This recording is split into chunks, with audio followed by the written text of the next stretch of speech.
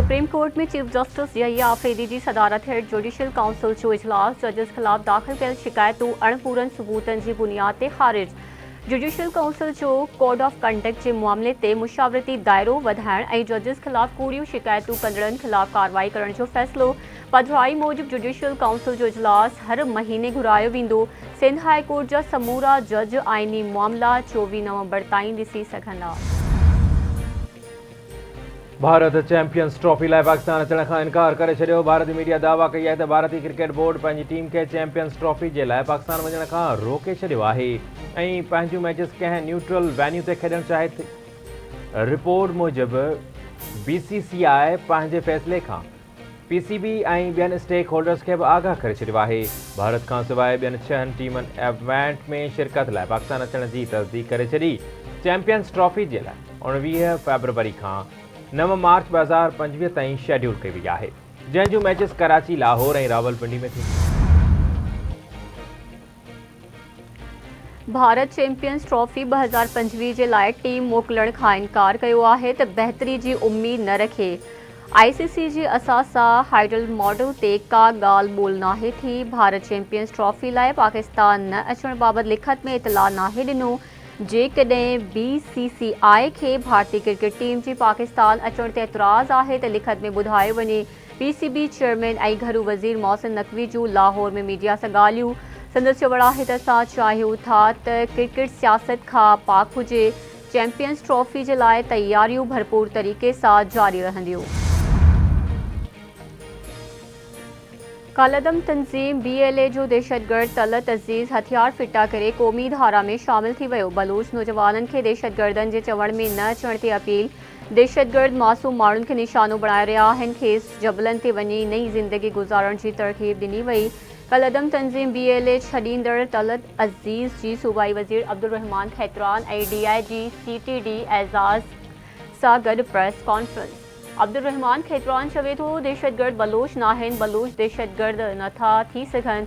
दहशतगर्दनि खिलाफ़ घेरो तंग कयो वेंदो। दहशतगर्द कार्रवायुनि में ॿारनि खे इस्तेमालु करे रहिया आहिनि। ॿारनि खे निशानो बणाइण कहिड़ी आज़ादी आहे? तव्हांखे आज़ादी घुरिजे त कलम सां वरिती वञे, गोली सां आज़ादी न मिलंदी आहे। असांजो इलाइक़ो हमेशह पुरअमन रहियो आहे। DIG CTD एज़ाज़ चयो आहे त असांखे शागिर्दनि जी सरगर्मियुनि ते नज़रसानी करणी पवंदी। असां सभिनी खे गॾिजी कमु करणो आहे।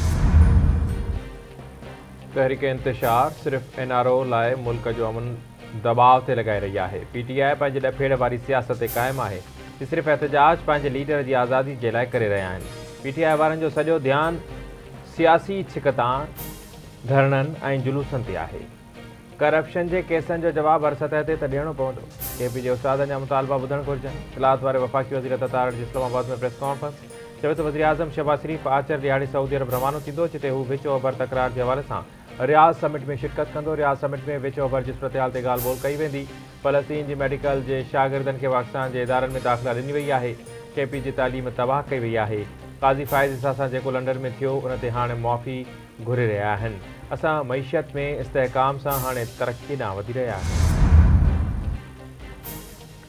रावलपिंडी जी दहशतगर्दी टोड़ अदालत GHQ हमले केस में PTI बानी समेत ॿियनि जवाबदारनि जे ख़िलाफ़ हिकु भेरो ॿीहर फ़र्द जुर्म लागू न थी सघियो। फ़र्द जुर्म खां बचण लाइ शेख रशीद दरख़्वास्त दाख़िल कई। KP जो वॾो वज़ीर अली अमीन गंडापुर बि अदालत में पेश न थियो। संदसि हाज़िरी खां छूट वारी दरख़्वास्त जमा कराई वई।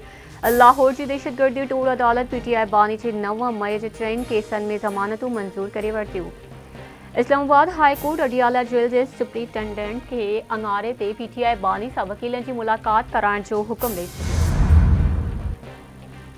PTI बानी जे केसनि जो फ़ैसिलो अदालतुनि खे करणो आहे। PTI बानी कुझु नाहे कयो त आज़ादु थी वेंदो। सूबनि विच में अवामी ख़िदमतुनि जो मुक़ाबिलो थियणु घुरिजे। गवर्नर KP फैसल करीम कुंडी जूं लाहौर में मीडिया सां ॻाल्हियूं। गवर्नर KP फैसल करीम कुंडी पंजाब जे गवर्नर सरदार सलीम हैदर सां मुलाक़ात करे सियासी सूरत हाल ऐं KP में अमन अमान जी सूरत हाल समेत ॿियनि मामलनि ते ख़्यालनि जी ॾे वठि कई। मुल्की मईशियत बहितरी ॾांहुं वधी रही आहे। नाणे जा ज़ख़ीरा बि वधी रहिया आहिनि। मईशियत में बहितरी सां क्रेडिट जी घुर्ज बि वधी आहे। बैंकिंग शोबे जो कर्ज़ वधी रहियो आहे। अक्टूबर में मुल्की नाणे जा ज़ख़ीरा 3.1 अरब डॉलर रिकॉर्ड कया विया, जेके हिन साल घटि में घटि 34 अरब डॉलर थी वेंदा। स्टेट बैंक जे गवर्नर जमील अहमद जूं कराची में मीडिया सां ॻाल्हियूं। Major general Mohammad Shimraiz Sindh rangers जे नए डायरेक्टर जनरल जो उहदो संभाले वरितो।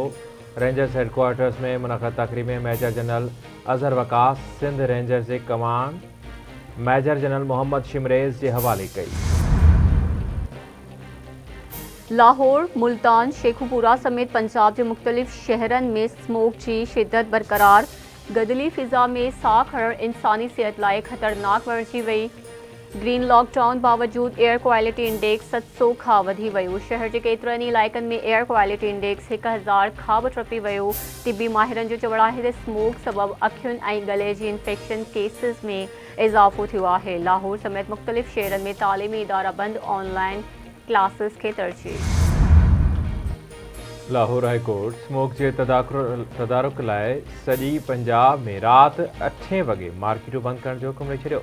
स्मोक ऐं माहौलियाती गदिलाण जे तदारुक लाइ केस जी ॿुधणी अदालत लारी बस ट्रकुनि ऐं ट्रॉलर जे लाहौर शहर में दाख़िला खां रोकण जा हुकुम जारी करे छॾिया।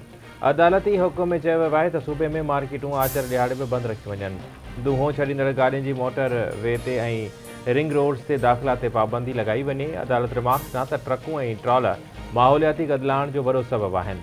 डॉल्फिन पुलिस ऐं पुलिस एहलकार हेवी ट्रैफ़िक कंट्रोल लाइ मुक़ररु कया वञनि। असुलु माहौलियाती गदिलाण जो सबबु हेवी ट्रैफ़िक जो दूंहों छॾणु आहे। हैदराबाद में गुलूकार सैफ समेजो खे शकी शख्स पारां धमकियूं। पुलिस खेसि गिरफ़्तार करे वरितो। जवाबदार अब्दुल हकीम सियाल सैफ समेजो जे कैफ़े में दाख़िल थी पुछा बाद धमकियूं ॾिनियूं। कैफ़े के मैनेजर सैयद वसीम अब्बास की फरियाद ते केस दाख़िल करण बाद पुलिस जवाबदार खे गिरफ़्तार करे वरितो। मुबैना धमकियूं ॾींदड़ शख्स खे CCTV फुटेजिस में ॾिसी सघिजे थो। सैफ समेज चयो त राति जे वक़्तु कैफ़े ते हमराह आयो, जंहिं स्टाफ सां बदतमीज़ी करण बाद गारगंद कई ऐं मारण जूं धमकियूं ॾिनियूं। बाद में सिंध म्यूज़ियम वारे पासे हलियो वियो। लाड़काने में मासूम नींगर सां मुबैना बदफ़ैली अस्पताल मुंतकिल। जवाबदार गिरफ़्तार। मुरादबान वासी नींगर के जवाबदार सैफुल्ला भट्टीअ मुबैना तौर बदफ़ैली जो निशानो बणायो। मुतासिर नींगर के संदसि वारस खणाए दड़ी थाणे ते पहुता। वारसनि मूजिबि नींगर मस्जिद मां घर अची रहियो हो त जवाबदार खेसि बदफ़ैली जो निशानो बणायो। पुलिस वाक़े जो केस दाख़िल करे जवाबदार खे गिरफ़्तार करे वरितो। बांदी में नींगर सां मुबैना बदफ़ैली कंदड़ 2 जवाबदार गिरफ़्तार। मुतासिर नींगर जे ॾाॾे हाजी हसन खोखर जी फरियाद ते केस दाख़िल। पुलिस कार्रवाई करे जवाबदार आबिद ऐं आतिफ गोरी खे गिरफ़्तार करे वरितो। जवाबदारनि जे वारसनि पारां मुतासिर नींगर जे वारसनि सां राॼोड़ी जूं कोशिशूं। बख्शापुर पुलिस 6 ॾींहं अॻु अगवा थी वियल साले पटवासी नौजवान विक्रम लाल खे बाज़ियाब न कराए सघी। संदसि वारसनि में ॻणती जी लहर पकड़ियल। लाड़काने जी DIG मगवी नौजवान के वारसनि सां मुलाक़ात करे 3 ॾींहनि अंदरि मगवी खे बाज़ियाब करण जी ख़ातिरी कराई हुई। डोनाल्ड ट्रंप रूसी सदर सां ॻाल्हाइण जी ख़्वाहिश ज़ाहिर करे छॾी। चवे थो दुनिया जे 70 अॻवाननि सां ॻाल्हायो आहे, पर रूसी सदर व्लादिमीर पुतिन सां ॻाल्हि ॿोल नाहे थी। साणस ॻाल्हाइण जो इरादो रखा थो। रूसी सदर पुतिन जूं डोनाल्ड ट्रंप खे सदारती चूंड खटण ते मुबारक हो। संदसि चवणु आहे त अमेरिका सां लाॻापा बहाल करण लाइ तयार आहियूं, पर बॉल अमेरिका जी कोर्ट में आहे।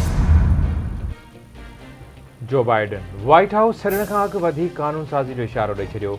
अमरीकी अवाम जंहिंखे चूंडियो आहे उहो असीं क़बूल करियूं था। अमरीका जो इलेक्टोरल सिस्टम शफ़ाफ़ आहे। अवाम जे फ़ैसिले खे मान ॾियूं था। 20 जनवरी 2025 ते इक़्तिदार जी पुरअमन मुंतक़िली थी वेंदी।